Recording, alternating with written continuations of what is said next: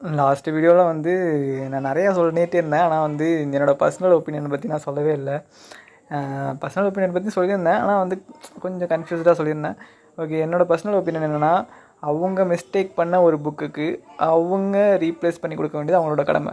Suppose நம்மளால் முடிஞ்சதுன்னா ஒரு கொரியர் சார்ஜ் மட்டும்தான் நம்மளால் பே பண்ண முடியும்.